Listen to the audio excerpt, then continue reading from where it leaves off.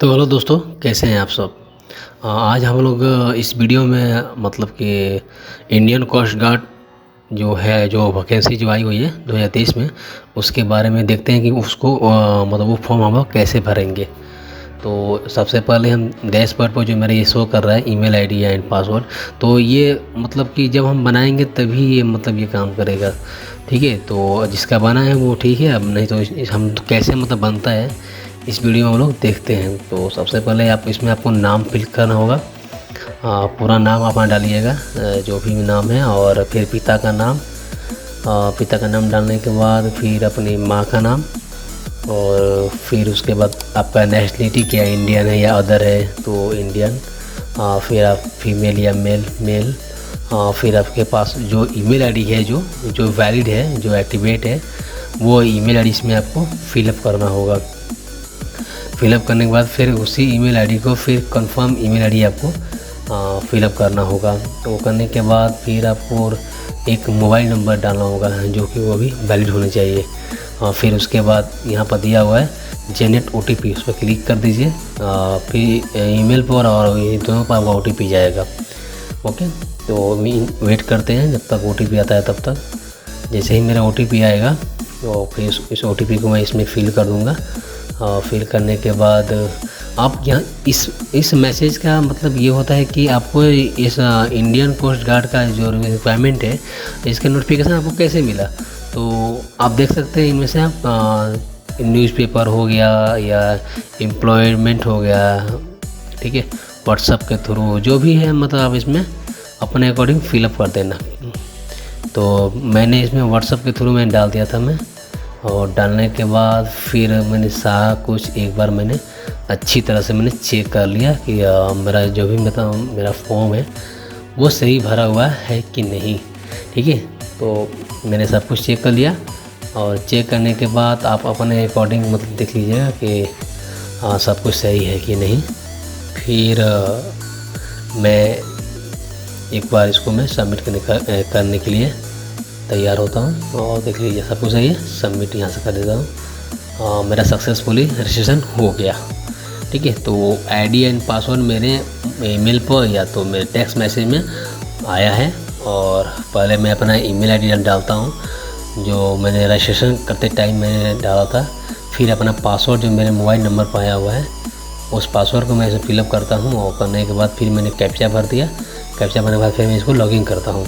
तो जैसे ही मैंने इसको लॉगिन किया तो फिर यहाँ पर रिसेट पासवर्ड मांगने लगा। तो मैं अपने अकॉर्डिंग इसमें पासवर्ड मैं इसमें आप सेट करते हैं, और पासवर्ड जो है इसमें आपका एक अपर केस होगा और एक लोअर केस, और फिर उसके बाद स्पेशल कैरेक्टर, फिर न्यूमेरिकल, मतलब कि सबको कंबाइन करके इसमें आपको इस पासवर्ड को इसमें डालना होगा। और डालने के बाद फिर यहाँ से हम तो कंटिन्यू करेंगे। तो मैंने कुछ पासवर्ड में मैंने कुछ गलती कर दिया, देखिए। पासवर्ड मेरा सेम नहीं है।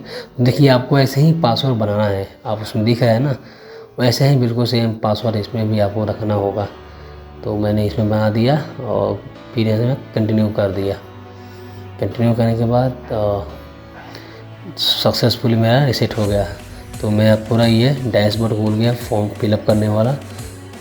उसके बाद मैं इसमें जितना डैशबोर्ड में शो कर रहा है नोटिफिकेशन, इस सबको आप अच्छी तरह से रीड कर लेना। और रीड करने के बाद फिर आप यहाँ पर ऑप्शन दिया है I have read all the instruction. Okay, submit करने के बाद जो भी आपने रजिस्ट्रेशन करते टाइम जो इसमें डेटा आपने डाला था वो यहाँ पर शो कर रहा है। और फिर उसके बाद इसमें और भी फिलअप करना बाकी है। जैसे मैं आपका ये हो गया अनमैरिड, फिर इसमें आधार कार्ड या कौन सा आप डॉक्यूमेंट देंगे, आधार नंबर इसमें फ़िलअप करेंगे। और आधार नंबर फ़िलअप करने के बाद फिर आपको इसमें फ़िलअप करना होगा कंफर्म आधार कार्ड नंबर। तो पहले आधार नंबर डाल देते हैं, फिर उसके बाद कंफर्म आधार नंबर इसमें डालते हैं हम लोग। और डालने के बाद फिर इसमें हमारा पूछिएगा कि आपका 2 इसमें आइडेंटिफिकेशन मार्क होना ज़रूरी है। ठीक है, तो आप देख लीजिएगा अपने बॉडी में, मतलब कि कहाँ पर आपका 2 निशान आपका है, कहाँ पर आपका 2 निशान है। ओके, तो मैंने इसमें दोनों निशान को मैंने डाल दिया। डालने के बाद फिर यहाँ से पूछ रहा है कैटेगरी आपका क्या है। जो भी आप जिस में आते हैं वो उसमें आप क्लिक कर दीजिए। और क्लिक करने के बाद फिर आपका ये उसका डेट ऑफ इशू पूछ रहा है। तो आपका डेट ऑफ इशू क्या है आप इसमें फिलअप कर दीजिए। ठीक है, तो जो मेरा डेट ऑफ इशू है मैंने इसमें डाल दिया। और फिर उसके बाद फिर ये पूछता है कि कैटेगरी सर्टिफिकेट वैलिडिटी, मतलब आपका वैलिडिटी क्या है, मतलब कि वैलिडिटी वो है जो डेट मेंशन किया है या वैलिडिटी वही है जो हमेशा के लिए है।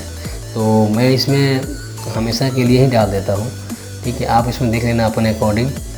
फिर ये डेट ऑफ बर्थ पूछ रहा है आपका, तो आप इसमें आप डेट ऑफ बर्थ आप इसमें डाल दीजिए आप। ओके, तो जो मेरा डेट ऑफ बर्थ है मैंने इसमें अपना डेट ऑफ बर्थ मैंने फिलअप कर दिया। आप इस नोटिफिकेशन में देख सकते हैं कि इसमें आपका डेट ऑफ बर्थ कितने के बीच में इसमें मांगा है। तो 18 से 22 और आपका ये इतना से इतना के बीच में आपका डेट ऑफ बर्थ होना चाहिए। तो मैंने इसमें डाल दिया।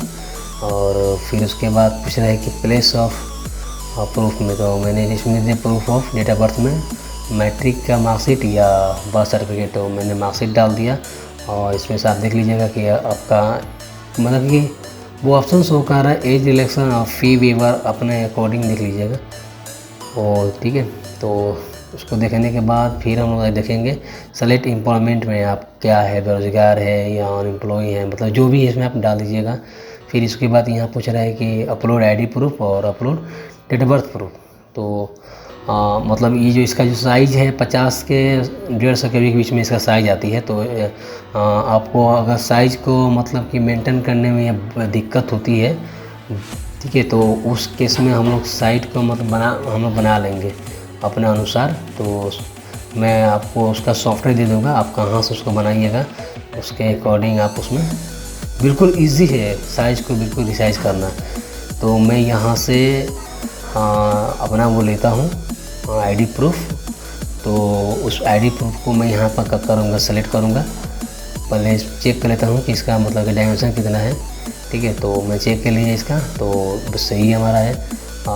मैंने गलत डाल दिया और फिर दोबारा मैं इसको सेट करता हूँ और मैं इसमें आधार कार्ड नंबर डालता हूँ। ठीक है, तो मैंने आधार कार्ड को मैंने यहाँ पर कर दिया अपलोड। फिर उसके बाद अपलोड मैट्रिक का सर्टिफिकेट मैंने कर दिया इसमें अपलोड करने के बाद फिर यहाँ से हम पाएंगे नेक्स्ट चाहे सेव करिए। वो करने के बाद फिर आपको आगे की तरफ फॉर्म फिलअप कर देगा। इसमें बता रहे हैं कि आधार नंबर जो मेरा है वो वैलिड है। तो देखते हैं हम कहाँ पर मेरा आधार नंबर वैलिड है। तो मैं उसको एक बार चेक कर लेता हूँ बढ़िया से। ठीक है, मेरा सब कुछ मैंने सेव कर दिया और फिर नेक्स्ट की तरफ बढ़ते हैं। तो आप यहाँ पर देख लीजिए नाविक जीडी, उसके बाद यांत्रिक। ठीक है, तो आप अपने क्वालिफ़िकेशन के अकॉर्डिंग इसमें आप चूज़ कर लीजिएगा कि आपने जो भी इसमें सही डाला है बिल्कुल सब सही है। और आपका जो क्वालिफ़िकेशन है इसको अकॉर्डिंग इसमें आप ऑप्शन को चूज़ कीजिएगा। मैट्रिक वाला है और इंटर वाला भी है और ये आपका अदर वाला है। तो आप इसमें देख लीजिएगा अपने अकॉर्डिंग। तो मैंने मैट्रिक पर मुझे फिलअप करना है, तो मैंने मैट्रिक वाला ऑप्शन पर क्लिक किया मैंने। और क्लिक करने के बाद फिर मेरा नेक्स्ट ऑप्शन मिलेगा। नेक्स्ट ऑप्शन मेरा मिलेगा ये आपका क्या बोलते हैं क्वालिफ़िकेशन डिटेल्स। क्वालिफ़िकेशन डिटेल्स में आपको मैट्रिक वाला ही मतलब मैं भरूँगा, क्योंकि मैंने मैट्रिक वाला ही मैंने चूज़ किया था। तो फिर मैं अपना बोर्ड को चूज़ करता हूँ यहाँ से और अपना सर्टिफिकेट नंबर डालूँगा। मैट्रिक में जो मेरा सर्टिफिकेट नंबर है मैं वो देख लेता हूँ मेरा सर्टिफिकेट नंबर मेरा क्या है। इसमें ओपन करता हूँ इसको। ओपन करने के बाद थोड़ा टाइम लगता है सिस्टम में ओपन होने में थोड़ा, तो मैं 1 मिनट थोड़ा सा पीछे करता हूँ। ये हमारा है सर्टिफिकेट नंबर जो शो कर रहा है पीसी नंबर। ठीक है, तो मैं अपना सर्टिफिकेट नंबर इसमें मैं भर देता हूँ।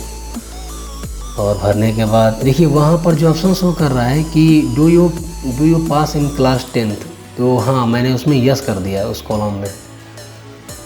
ये सब देख लिया आपने। और ये करने के बाद फिर हम अपना पासिंग ईयर इसमें भरेंगे। पासिंग ईयर भरने के बाद फिर ये आपसे पूछेगा कि क्या आपके पास मतलब कि एडिशनल सब्जेक्ट भी है आपके पास। तो एडिशनल सब्जेक्ट यदि है तो आप इसमें डाल सकते हैं और नहीं है तो आप इसको इसमें नो कर दीजिएगा। फिर ये पूछेगा कि आपका परसेंटेज है, परसेंटेज में रखना चाहते हैं कि ग्रेड है, CGP है, तो मेरा परसेंटेज है। और फिर ये पूछ रहा है कि how many subject write in their class, मतलब कि आपका कितना इसमें सब्जेक्ट है अभी। तो मेरा 5 है, तो मैंने इसमें फिलअप कर दिया। तो उसमें मैंने 5 इसमें डाल दिया।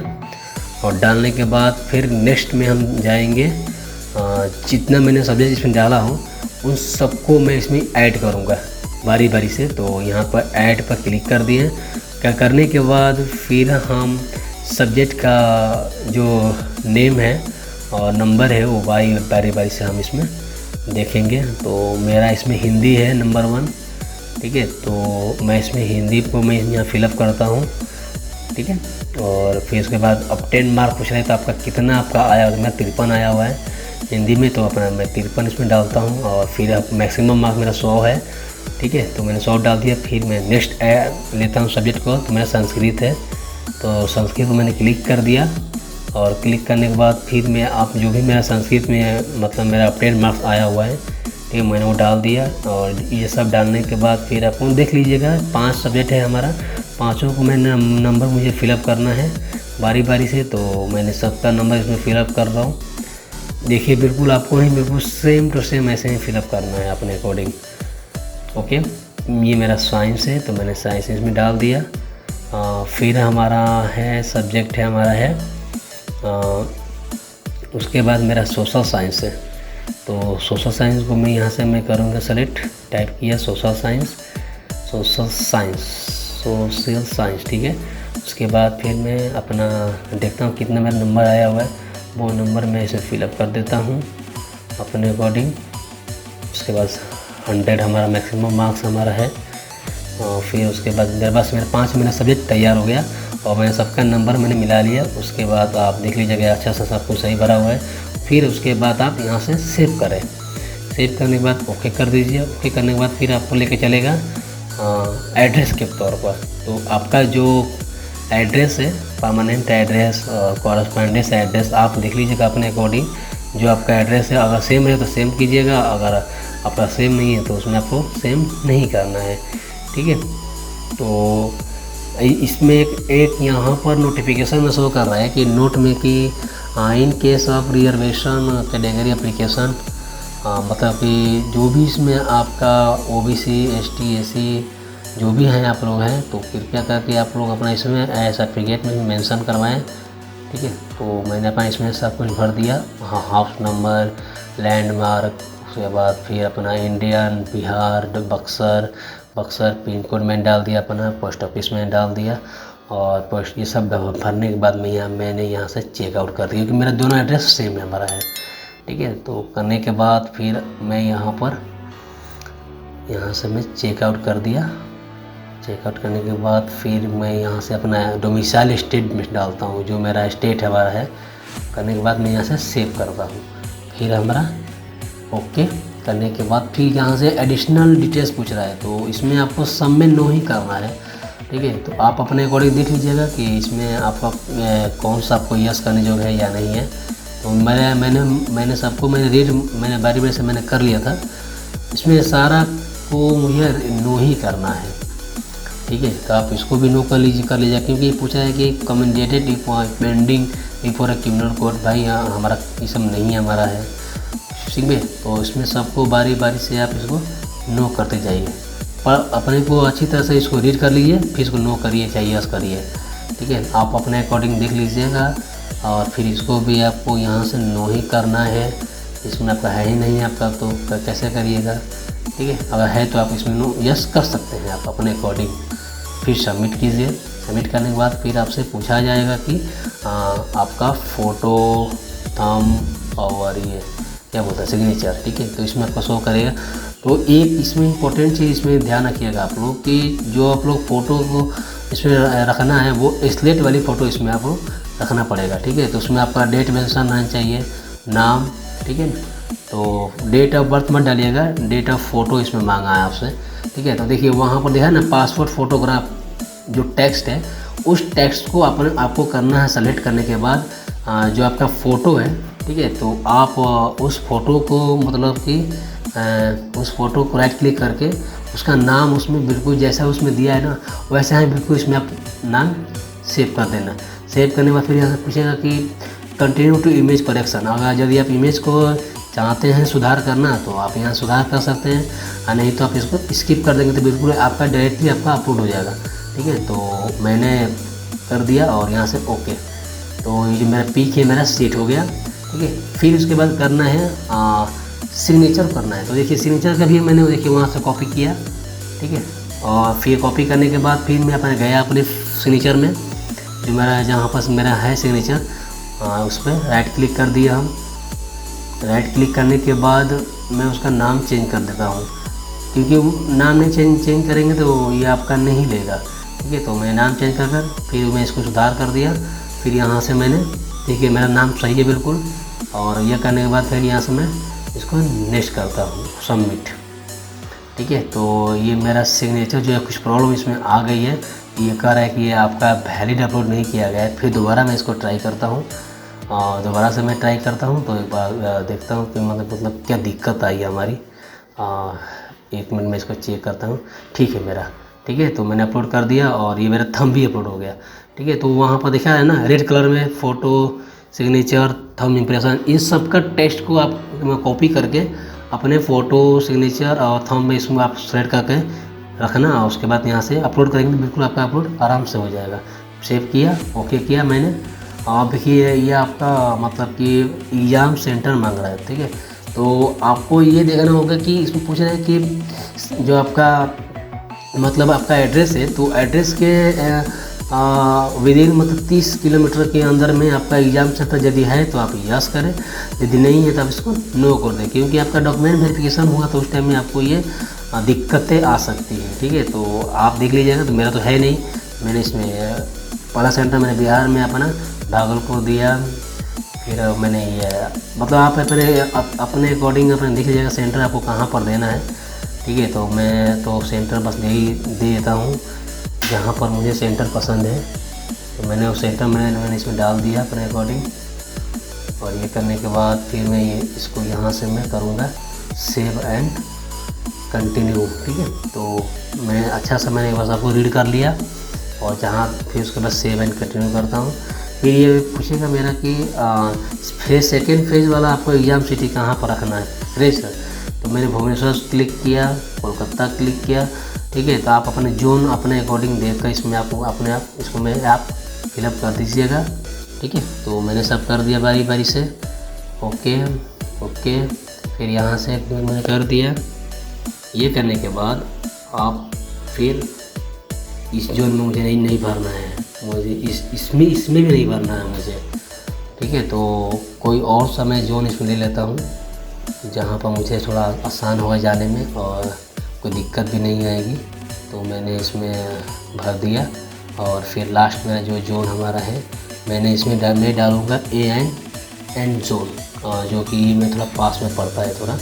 ठीक है, तो मैंने इसमें वो भी मैंने डाल दिया। करने के बाद फिर मैंने देख लिया, उसके बाद सेव मैं यहाँ से करता हूँ सेव। ओके, ये करने के बाद आपको मतलब ये फाइनल सबमिट आपका होने वाला है। तो आप एक बार क्या करिएगा कि एक बार अच्छी तरह से देख लीजिए कि सब कुछ सही भरा है ना। अगर आपको ये लगे कि नहीं मुझे से कहीं गलती हुई है तो आप एडिट वाले ऑप्शन पर जाकर, ठीक है, जिस सेक्शन में आपको लग रहा है कि मुझे यहाँ पर गलती हुई है तो आप उस ऑप्शन में जाकर एडिट में जाकर आप उसको वहाँ से सुधार कर सकते हैं। ठीक है, तो आप अपने अकॉर्डिंग देख लीजिएगा कि मैंने सब कुछ सही भरा है कि नहीं भरा है। और ये सारा करने के बाद फिर आपको नीचे ऑप्शन देखिए, ये मेरा फाइल, फोटो, सिग्नेचर, थंब ये सब शो कर रहा है मेरा बढ़िया से। ठीक है, मतलब मैंने सब कुछ मैंने सही चेक कर लिया कि मेरा सब कुछ जो भी डॉक्यूमेंट अपलोड किया है आधार वगैरह, ठीक है, तो सब कुछ सही है मेरा। और उसके बाद फिर नीचे आप आइएगा तो एक ऑप्शन देगा आपको, ये फिर अपना स्थान का नाम डाल दीजिएगा। ठीक है, तो आपका जहाँ पर आपका स्थान है, ठीक है, वो डालने के बाद सबको एक बार चेकआउट कर लीजिए। आपको अच्छा से एक बार इसको आप एक बार रीड कर लीजिएगा। ठीक है, तो मैंने तो रीड कर लिया था, और फिर मैं इसको सबको एक बार चेकआउट करता हूँ। चेकआउट करने के बाद फिर यहाँ से पूछ रहा है कि प्रिंट प्रीव्यू। ठीक है, तो आपको इसको प्रिंट प्रीव्यू करना ही पड़ेगा, बगैर प्रिंट प्रीव्यू करने ये ऑप्शन आपका है इनेबल नहीं होगा। ठीक है, तो एक बार मैं इसको प्रिंट प्रीव्यू कर लेता हूँ एक बार। एक बार, और ये प्रिंट प्रीव्यू करने के बाद देखिए ये आप दिखा रहा है ना, हाँ तभी आपका ऑप्शन काम करेगा, नहीं ऐसा ऑप्शन नहीं आपका काम करेगा। तो वह उसको पहले करेंगे प्रिंट प्रीव्यू, ठीक है। तो मैंने प्रिंट प्रीव्यू कर लिया, और ये करने के बाद फिर मैं इसको अपने सिस्टम में इसको मैं सेव कर लेता हूँ एक बार। सेव कर लेने के बाद फिर मुझे आगे की तरफ उसको मुझे लेके चलना है सेव करने के लिए, ठीक है। तो मैंने सब कुछ कर लिया। अब यहाँ से आप सबको आप यस कर दीजिए एक बार, ठीक है। तो मैंने जो भी एप्लीकेशन डाला मैं सही डाला हूँ, हाँ ठीक है। तो आप उसको आप देख लीजिएगा, ओके है, ये भी मेरा ओके है और ये भी मेरा ओके है, मैंने देख लिया यहाँ से, कोई दिक्कत नहीं है हमको। फिर हमारा है सेव, मैं यहाँ से सेव करता हूँ और सब सही है हमारा, ये सब चीज़ कोई दिक्कत नहीं रही इसमें। इसको मैंने एक बार चेकआउट कर लिया, और करने के बाद फिर नीचे हम आएंगे तो इसको भी मैंने रीड कर लिया कि हाँ मेरा जो भी मैंने इन्फॉर्मेशन दिया सब मेरा सही है। फिर उसके बाद आप यहाँ से एक बार उसको कंफर्म कर लीजिएगा। ये कह रहा है कि आपका चेंज नहीं होगा, एक बार आपको जल्दी सबमिट हो जाएगा, तो ठीक है। तो फाइनल सबमिट मैं यहाँ से कर देता हूँ, ओके। तो मेरा फाइनल सबमिट हो गया, और एप्लीकेशन को आप यहाँ से व्यू भी कर सकते हैं, ठीक है। तो मेरा फाइनली मेरा फॉर्म जो है इंडियन कोस्ट गार्ड का ये मेरा फाइनल हो गया, ठीक है। तो आशा करता हूँ दोस्तों कि आप लोग को ये फॉर्म फिलअप करने बिल्कुल आसानी तरीके से आप लोग फिलअप कर लीजिएगा, ओके। धन्यवाद।